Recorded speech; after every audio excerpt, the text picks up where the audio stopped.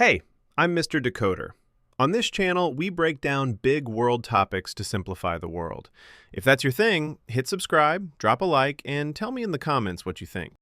Why can oil still shake the whole planet, even while everyone's talking about the energy transition? Because oil isn't just fuel, it's also a money system. And if you take one idea from this video, it's this. To buy oil, a lot of countries need dollars. By the end, you'll get the petrodollar in under 60 seconds, and you'll see why three real-world cases, the Gulf, Iran, and Venezuela, prove oil can be power or a trap. Quick question. Why would a country stockpile US dollars, even if it doesn't like the US? Hold that thought. We'll come back to it. Oil is gas for cars, but it's also trucks, shipping, planes, factories, plastics, medicine, clothing, everything. Oil moves engines, but behind the scenes, it moves the economy. Oil is bought every day, everywhere, non-stop. So the real question is, what currency do you pay in? And that's where the term petrodollar comes in. Picture this. You're the energy minister. If your country runs short on oil tomorrow, transport slows down, prices jump, factories stall. So you call a producer. We're buying. They say, sure, pay in dollars. But your country doesn't have enough dollars on hand. So before you can buy oil, you have to get dollars.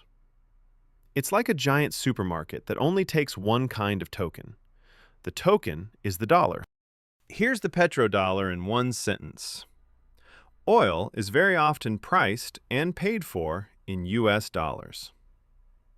That creates a simple pressure.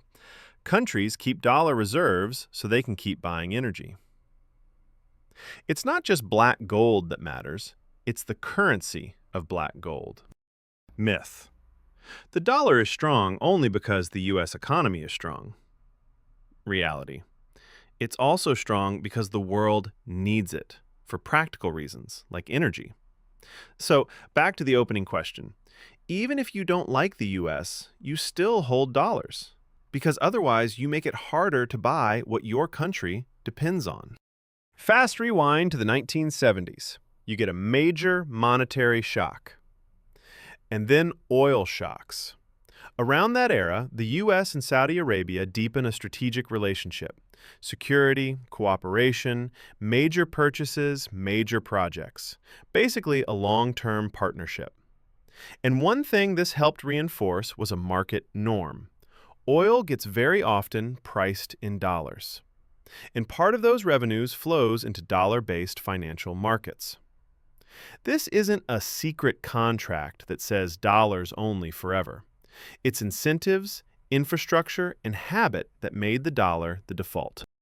This next part is the engine of the system. When a country exports oil, it earns dollars. Those dollars are used to buy imports, invest, and park some money in safe assets. And often, a lot of that money flows back into markets dominated by the dollar.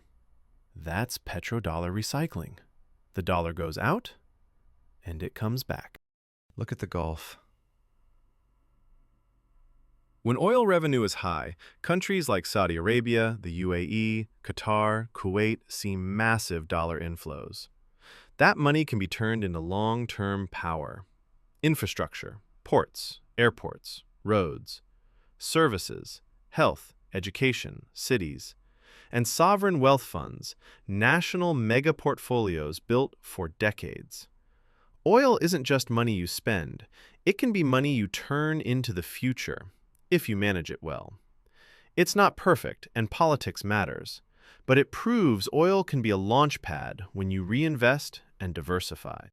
If trade runs through the dollar, it also runs through banks, insurance, shipping, and financial rails, where the U.S. has a lot of influence.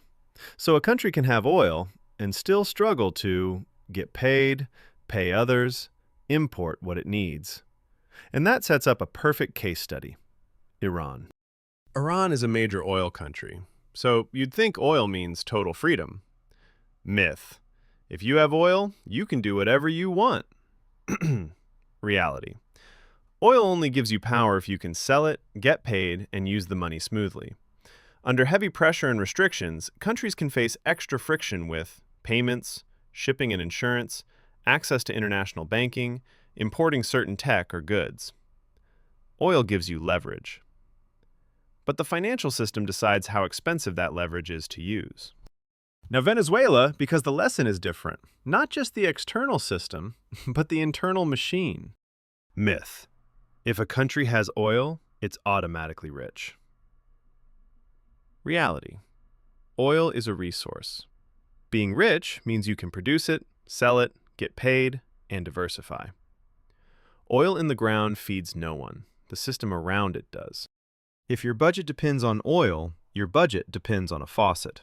If prices fall, or production falls, the faucet slows down.